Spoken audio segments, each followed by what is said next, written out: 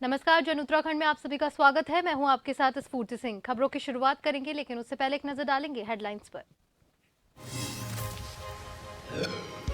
तूल पकड़ता जा रहा लेखपाल पटवारी पेपर लीक मामला, कांग्रेस ने साधा सरकार पर निशाना। कई जगह फूका पुतला तो बोले सीएम धामी, होगी सख्त से सख्त कार्रवाई। भूदसाव से तहस नहस हो रहा जोशीमठ, आपदा से सरकारी कार्यालय भी नहीं अछूते। बीएसएनएल, एक्सचेंज ऑफिस और पावर कॉर्पोरेशन के 66 केवी का सब स्टेशन भी खतरे की जद में। हरिद्वार में मकर संक्रांति पर शाही स्नान पर्व को लेकर तैयारियां, सुरक्षा को लेकर अलर्ट मोड पर पुलिस। हरिद्वार जिलाधिकारी और वरिष्ठ पुलिस अधीक्षक ने लिया व्यवस्थाओं का जायजा। कोटद्वार में पुरानी पेंशन बहाली को लेकर कई जिलों से अधिकारी, शिक्षक, कर्मचारियों ने निकाला जुलूस। तहसील परिषद में किया सांकेतिक धरना।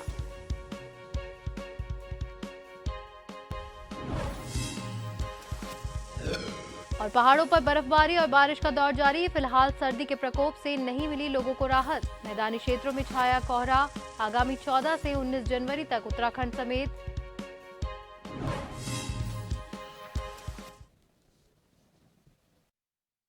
और अब खबरें विस्तार से।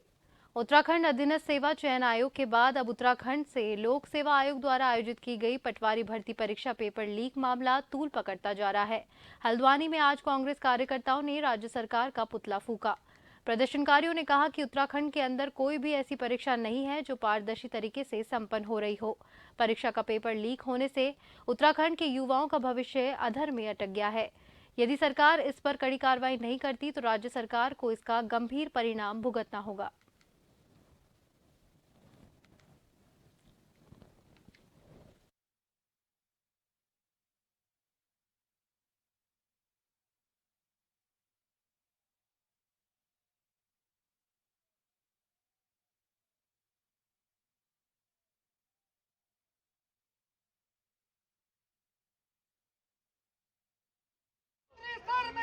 तरीके से बहुत दुखद है कि लगातार निरंतर जब से मुख्यमंत्री आए हैं, जब से कोई भी परीक्षा होती है तो वो परीक्षा लीक हो जाती है। एक बहुत बड़ा दुखद है और हमारे यहाँ के युवाओं के लिए एक बहुत बड़ा एक छलावा है इस सरकार में। और जब हमारा बच्चा यहाँ का युवा रोजगार के लिए तलाश करता है और किसी तरीके से भर्तियाँ निकलती हैं और उसके बाद भी जो भर्तियों में पेपर देते हैं और पता चलता है कि पेपर लीक हो चुका है, तो ये बहुत एक दुखदायी होता है उस बच्चे के लिए, उस परिवार के लिए और सारे जिसके कहते हैं बेरोजगार लोगों के लिए कि इस तरीके की जो सरकार है, ये सरकार जो बेईमानी वाली सरकार है, सरकार को मैं समझता हूं कि अब मुख्यमंत्री जी को अपनी नैतिकता के आधार पर इस्तीफा देना चाहिए।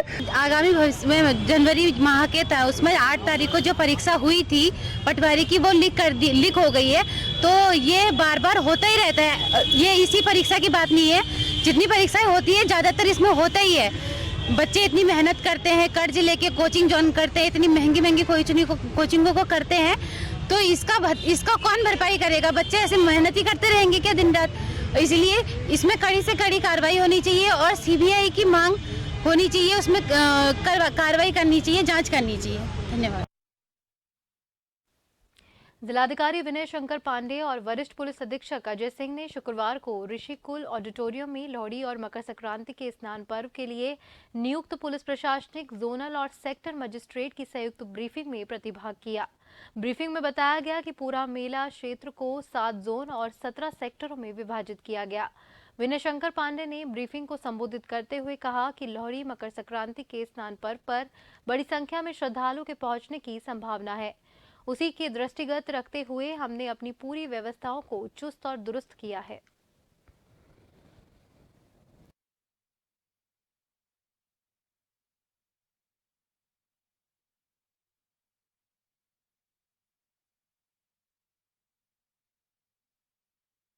सबसे महत्वपूर्ण स्नान है, क्योंकि मकर संक्रांति का स्नान है और 2 माह बाद अब ये पहला स्नान पड़ जाता है इस साल का, और इसलिए बहुत ही महत्वपूर्ण होता है। और इसकी आस्था के हिसाब से भी देखा जाए तो काफी संख्या में लोग, तीर्थार्थी लोग यहाँ पर आते हैं, जो करीब इस बार अनुमान है कि 8 से 10 लाख लोग तो करीब आने चाहिए, क्योंकि मौसम भी ठीक है।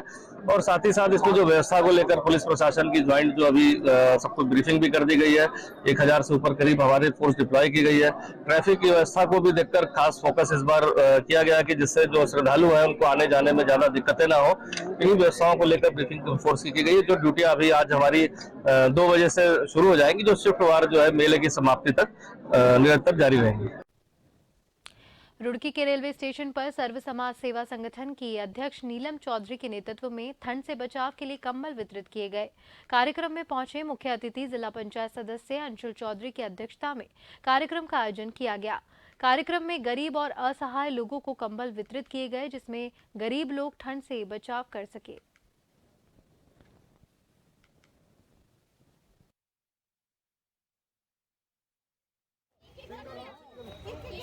हमने जो कंबल वितरित किए हैं ये सिर्फ जो गरीब है, जो जिन्हें ज़रूरत है, उन लोगों को कंबल वितरण किए हैं। जो ये सेवा भाव कर रहे हैं, समाज सेवा कर रहे हैं, हमारा उद्देश्य सिर्फ यही है कि बाकी लोग भी जो हैं जागरूक हों, जनप्रतिनिधि जो हैं, जो लोग सक्षम हैं, वो जागरूक हों कि जो लोग आसानी है, जिन लोगों को ज़रूरत है, ज़रूरतमंद लोग हैं, जिनकी भी हम जितनी मदद कर सकते हैं वो लोग आगे आए और वो भी उन लोगों की मदद करें। कर रहा है। मैं पिछले बहुत समय से देख रहा हूँ कि ये ज़रूरतमंद को लोगों के लिए हमेशा बढ़ चढ़कर आगे आ रहा है। और आज ये कार्यक्रम इन्होंने रखा कम्बल वितरण का, जो मुझे पता चला, सूचना मिली इन अध्यक्ष जी के द्वारा, तो मैं भी इसमें आने का करा मैंने कि मैं भी अपना योगदान दूँ और इसी तरह से हम आगे बढ़ चढ़कर इसी तरह के हम कार्य करते रहेंगे मिलजुल के।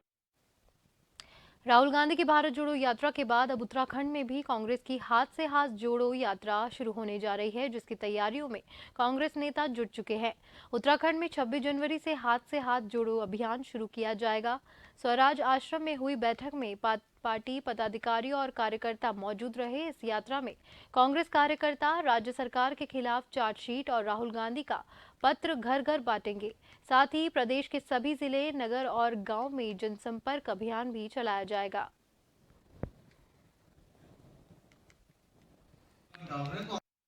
आज तो देखिए जिला स्तर की बैठक है। अभी 18 तारीख को देहरादून में राज्य स्तर की बैठक होगी, जिसमें विधायकगण और पीसीसी के सदस्य, ब्लॉक अध्यक्ष और जितने जिला अध्यक्षगण हैं सबको बुलाया जाएगा। और 26 जनवरी से हाथ जोड़ो अभियान चालू हो रहा है, जो 2 महीने के लिए ब्लॉक स्तर पे, ग्राम स्तर पे, वार्ड स्तर पे हर तरीके से प्रयास करा जाएगा। एक जो सरकार के खिलाफ चार्जशीट है वो पत्र बांटा जाएगा। राहुल जी का जो संदेश है वो घर घर में बांटा जाएगा। तो एक तरीके से जो अलख जगा दी है भारत जोड़ो यात्रा ने, उसी श्रृंखला में हाथ से हाथ जोड़ो गांव गांव, घर घर, शहर शहर और जिले में और पूरे प्रदेश में कांग्रेस कार्यकर्ताओं को के उत्साह को पुनर्जीवित करने का कार्य करेगा। साथ ही साथ जनता में संदेश देने का कार्य करेगा कि कांग्रेस आज इस मुश्किल की घड़ी में जनता के साथ खड़ी है। उत्तरांचल पंजाबी महासभा के अध्यक्ष सरदार गुरप्रीत सिंह ने कार्यकाल में समस्त क्षेत्रवासियों को सिखों के पवित्र पर्व लोहड़ी और उत्तरायणी पर्व की शुभकामनाएं प्रेषित की। यहां अपने कार्यालय में पत्रकारों से वार्ता करते हुए उन्होंने कहा कि आपस में भाईचारा बरकरार है और देश की निरंतर उन्नति हो, इसके लिए वो कामना करते हैं। लोहड़ी और उत्तरायणी पर्व पर सभी देशवासियों और नगरवासियों को शुभकामनाएं दी गई। आज जो है आज लोहड़ी का दिन जो है और इस उत्तरायणी मेला, उत्तरायणी का पर्व, ये जो पर्व हमारे पारंपरिक चले आ रहे हैं, मैं हार्दिक बधाई देता हूँ। पंजाबी महासभा का अध्यक्ष होने के नाते हार्दिक बधाई प्रदेशवासियों को, देशवासियों को, नगरवासियों को शुभकामनाएं दे जाता हूँ कि आज के दिन अब हमेशा जो है लोहड़ी का त्यौहार भी है और उत्तरायणी का त्यौहार भी है कल, तो इसमें भाईचारा सदैव बना रहे और गरीबी अमीरी जो खाई को बांटा जाता है इसमें हमारे लोहड़ी में, और यही शुभ संदेश आपको देना चाहता हूँ कि सदा भाईचारा बना रहे।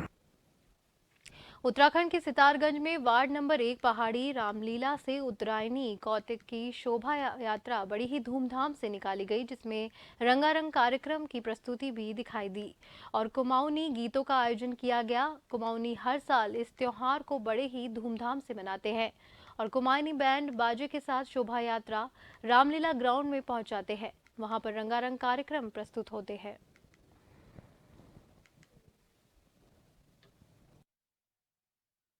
त्यौहार है ये 2001 से करीब मनाया जा रहा है यहाँ सितारगंज का। से पहले ये सितारा यहाँ पे पहाड़ी रामला में जो बनाया जाता था, जो यहाँ पे थोड़ी सी क्या हो गया, जब दर्शकों में थोड़ा सा इसका लोकप्रियता बढ़ी तो यहाँ पे जगह की कमी की वजह से इसको अब रामला ग्राउंड मेन मार्केट में बनाया जा रहा है। यहाँ पे जगह की व्यवस्था थोड़ी अच्छी है और ये प्रोग्राम हमारा 3 दिन चलेगा, 13, 14, 15। और कल जो आकर्षण का केंद्र रहेंगी 13 तारीख को माया उपाध्याय आएंगी और जो 15 को जैसे समापन के दिन कल्पना चौहान जो यहाँ की प्रमुख लोक गायिका है। हो गया 2001 में पहले युवाओं ने शुरू करी थी, उसके बाद ये फिर रामला कमेटी के अधीन आ गया। अभी से रामला कमेटी इसे संपन्न करा रही है, जो कि काफ़ी अच्छे से प्रोग्राम हर साल मनाया जाता है। पुरानी पेंशन बदहाली को लेकर कई जिलों में अधिकारी, शिक्षक और कर्मचारी कोर्ट द्वार पहुंचे। कर्मचारी सैकड़ों की संख्या में कोर्ट द्वार पहुंचे। कोर्ट द्वार पहुंचकर NMOPS के बैनर तले पुरानी पेंशन बदहाली को लेकर नगर में जुलूस निकालते हुए तहसील परिषद में सांकेतिक धरना प्रदर्शन किया गया। इस दौरान संगठन के पदाधिकारियों ने कहा कि हमारा संगठन शिक्षकों के हित में लगातार संघर्ष करता रहा है। इसी कड़ी में आज पुरानी पेंशन की मांग मजबूती से की जा रही है। सरकार हमेशा बजट का रोना रोती है, लेकिन कर्मचारी हर महीने के वेतन से टैक्स देने के बाद भी बुढ़ापे में लाचार होने के लिए मजबूर है। पेंशन बहाली राष्ट्रीय आंदोलन का पौड़ी जिले का एक कोटद्वार में कार्यक्रम था। वर्तमान में पूरे देश में पुरानी पेंशन की बहाली को लेकर जो संघर्ष चल रहा है, आदरणीय विजय कुमार बंधु जी के नेतृत्व में 5 राज्यों में हमने पुरानी पेंशन बहाली में सफलता पाई है। इसी क्रम में कण्वा नगरी कोटद्वार में ये कार्यक्रम आयोजित किया गया था। आज हमारा सांकेतिक धरना और ये रैली का कार्यक्रम था। हम सबकी एक सूत्रीय मांग है, जो हमारी वर्ष 2005 में पुरानी पेंशन जो थी उसे हटाकर NPS जो बहाल की गई थी, हम NPS का पूरी तरह से विरोध करते हैं, क्योंकि NPS हमारे जो कार्मिक साथी हैं उनके भविष्य के लिए पूरी तरह से हानिकारक है। उसका एकमात्र मांग को लेकर सड़कों पर है कि पुरानी पेंशन बहाली यहाँ पे की जाए समस्त कर्मचारियों की। जैसा कि आप सभी जान रहे हैं कि अक्टूबर 2005 से उत्तराखंड में जितने भी कर्मचारी उस टाइम से नियुक्त हो रहे हैं, उनकी सारी की जो पुरानी पेंशन योजना थी उसको बंद करके एक विघ्नकारी नवीन पेंशन योजना जो NPS के नाम से हमारे ऊपर ज़बरदस्ती थोप दी गई, बिना जानकारी के, बिना किसी से पूछे हमारे ऊपर थोप दी गई है। और उसके परिणाम आज 10-15 सालों बाद हमारे सामने आ रहे हैं कि जो हमारे भाई 2-2, 3-3 हज़ार रुपये पेंशन इस टाइम ले रहे हैं, तो निश्चित रूप से यह जो कि एक बहुत ही गंदी योजना सरकार ने हम पे थोपी है, उसके विरोध में सारे उत्तराखंड के कर्मचारी सड़कों पे हैं। खबरों का सिलसिला यूं ही जारी रहेगा। वक्त हो चला है एक छोटे से ब्रेक का।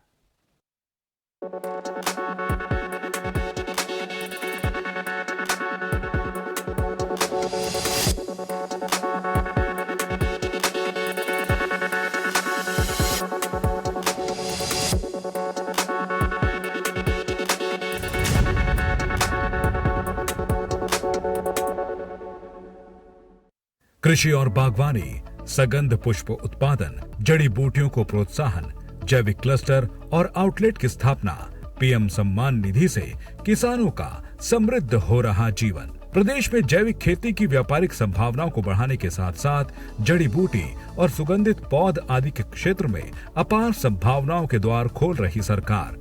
प्राकृतिक कृषि उत्पादों की बढ़ती मांग का ज्यादा से ज्यादा मुनाफा राज्य के किसानों को मिले, इसके लिए स्टेट मिलेट मिशन संचालित किया जा रहा है। उत्तराखंड के काश्तकार पहाड़ में प्रचलित परंपरागत खेती में आधुनिक तकनीकी ज्ञान को शामिल कर भूमि की उत्पादकता के साथ फसलों का उत्पादन बढ़ा रहे हैं। काश्तकारों की मदद कर किसानों की आय और उनके जीवन स्तर में अभूतपूर्व परिवर्तन लाया जा रहा है। इस बार के कृषि बजट में कृषि को हाईटेक बनाने के साथ साथ प्राकृतिक कृषि पर भी अभूतपूर्व रूप से फोकस किया गया है। आत्मनिर्भर प्राकृतिक किसान योजना में प्राकृतिक खेती को बढ़ावा देने के लिए 10 करोड़ रुपए का प्रावधान किया गया है। 5 करोड़ रुपए से प्राकृतिक कृषि नमामि गंगा कॉरिडोर को शुरू किया जा रहा है और प्रदेश की कुल कृषि योग्य भूमि में से 2.17 लाख हेक्टेयर क्षेत्रफल को जैविक कृषि के तहत विकसित किया गया है। प्रदेश के किसान भाइयों को समृद्ध बनाने के लिए धामी सरकार अनेक कल्याणकारी योजनाएं चला रही है। पर्वतीय क्षेत्रों में बारानी खेती को नई ऊंचाई देने के लिए उत्तराखंड जलवायु अनुकूल बारानी कृषि परियोजना को मंजूरी मिली, तो वहीं फार्म मशीनरी बैंक में कृषि उपकरण उपलब्ध कराए जा रहे रहे हैं। किसान भाइयों को 3 लाख और महिला स्वयं सहायता समूहों को 5 लाख तक का ब्याज मुक्त ऋण दे रही है सरकार। एरोमा वैलियों के साथ साथ जैविक चाय बागान भी विकसित किए जा रहे हैं। पहाड़ के उत्पादों को ज्योग्राफिकल इंडिकेशन दिलाने के लिए भी राज्य सरकार बढ़ा रही है कदम। समृद्ध हो किसान, खुशहाल हो प्रदेश, धामी सरकार का यही है मूल उद्देश्य।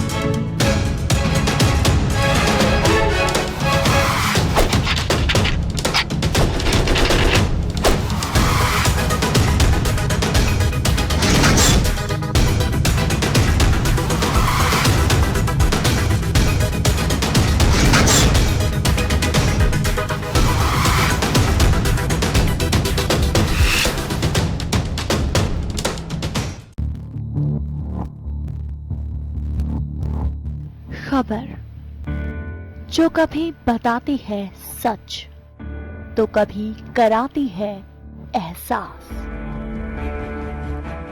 खबर जो है कुछ खास। खबर ही तो है जो कभी बनती है राजनीति से तो कभी व्यापार से,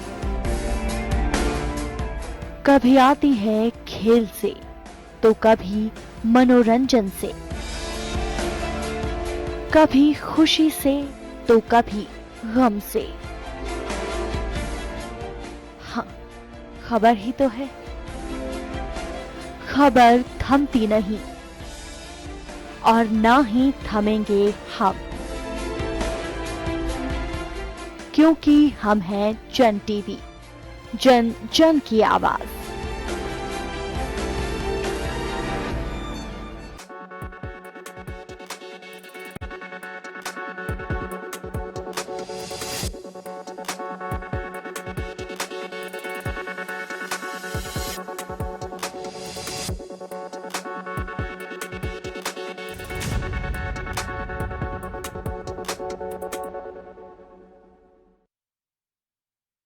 ब्रेक के बाद एक बार फिर से आप सभी का स्वागत है। बढ़ते अगली खबर की ओर। देवनगरी जोशीमठ का एकमात्र बीएसएनएल एक्सचेंज ऑफिस का भवन अब पूरी तरह से खतरे की जद में है। यहाँ कभी भी कोई भी बड़ी घटना हो सकती है। यहाँ चारों तरफ मोटी मोटी दरारें देखने को मिल रही है, जिस कारण से यहाँ पर रहने वाले कर्मचारियों को भारी दिक्कतों का सामना करना पड़ रहा है। हालांकि बीएसएनएल कर्मचारियों का कहना है कि हम लोगों ने यहां पर रखे अधिकांश आवश्यक सामग्री को वहीं पास के कमरों में शिफ्ट किया है, लेकिन आज भी इस ऑफिस के भीतर कई करोड़ों की संपत्ति ऐसी है जो संपत्ति कभी भी बर्बाद की कगार पर पहुंच सकती है।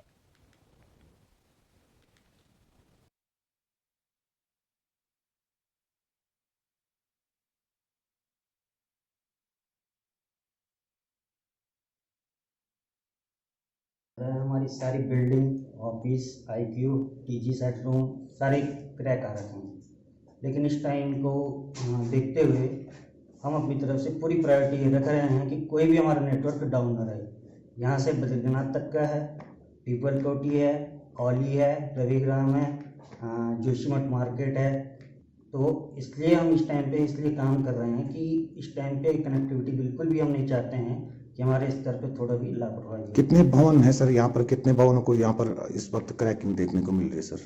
हमारे यहाँ आईक्यू के 4 भवनों में क्रैकिंग है और सीएससी सेंटर जो रूम है उसमें क्रैकिंग है। ये एसडी ऑफिस है, यहाँ बिल्डिंगों की हालत इतनी बुरी हो चुकी है कि सारी बिल्डिंगों पे दरारें आ चुकी हैं और यहाँ मतलब रहने लायक मतलब है ही नहीं ये बिल्डिंग। इतना खतरा हो चुका है कि मतलब सारी जगहों से मतलब पूरी दरारें, मतलब यहाँ देखो ऑफिस की सारी जगह टूटी हुई है।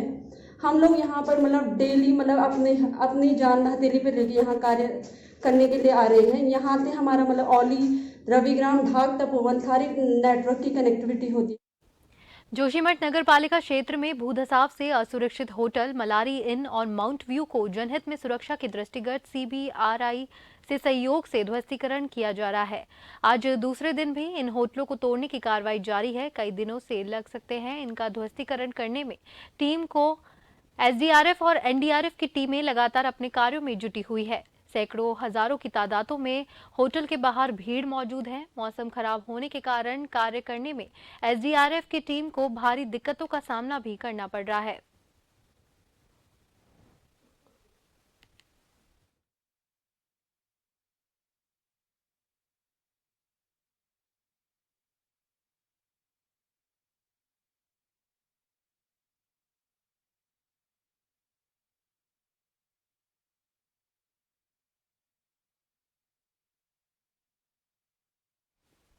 और इस खबर पर अधिक जानकारी देने के लिए हमारे साथ हमारे संवाददाता जोशीमठ से नवीन भंडारी फोन लाइन पर जुड़ चुके हैं। नवीन, जोशीमठ में होटलों के ध्वस्तीकरण की कार्रवाई लगातार जारी है। जैसे कि हमने कल देखा कि मौसम खराब होने के कारण काफी दिक्कतों का सामना करना पड़ रहा, तो आज क्या तस्वीर सामने नजर आ रही है?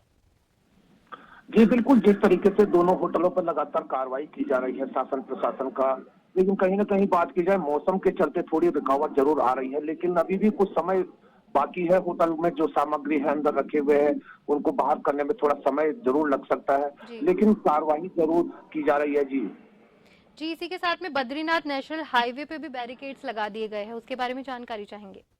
जी बिल्कुल, बद्रीनाथ नेशनल हाईवे को जोशीमठ में मुख्य बाजार में बंद कर दिया गया। फिलहाल आवाजाही ठप हो गई है, लेकिन कहीं ना कहीं जो कार्रवाई की जा रही है दोनों होटलों को लेकर के, ताकि होटल के जो आसपास जो जमींदोज होने के जो चांसेस बने हुए हैं वहां पर किसी को चोट न लगे, इस कारण बद्रीनाथ नेशनल हाईवे को पूरी तरह से जाम कर दिया है। जी नवीन, बहुत बहुत धन्यवाद आपका तमाम जानकारी साझा करने के लिए। देहरादून पहाड़ों पर बर्फबारी और बारिश, अभी सर्दी के प्रकोप से नहीं मिली लोगों को राहत। मौसम विज्ञान केंद्र ने आगामी 14 से 19 जनवरी के बीच उत्तराखंड समेत आसपास के राज्यों में कड़ाके की ठंड को लेकर अलर्ट जारी किया है। मैदानी क्षेत्रों में घना कोहरा छाए रहने और सर्द हवाएं चलने से बढ़ सकती है कपकपी। प्रदेश के पर्वतीय क्षेत्रों में आंशिक बादल छाए हुए, केदारनाथ धाम में बर्फबारी जारी।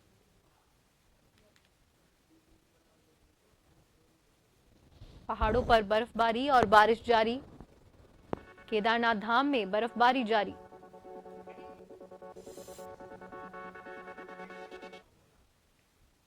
चारों धामों में सर्वश्रेष्ठ धाम कहा जाता है भगवान बद्री विशाल जी के धाम को, जहां 6 महीने नर द्वारा पूजा की जाती है और 6 महीने देवताओं के द्वारा पूजा की जाती है।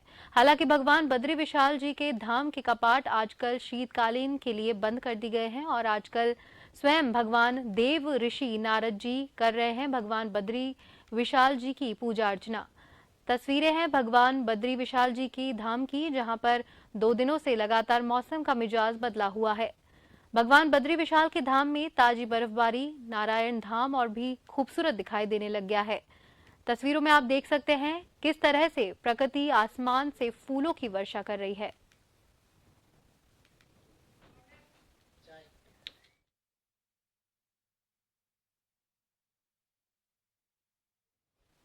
इसी के साथ जन उत्तराखंड में फिलहाल के लिए इतना ही। मुझे दीजिए इजाजत। नमस्कार।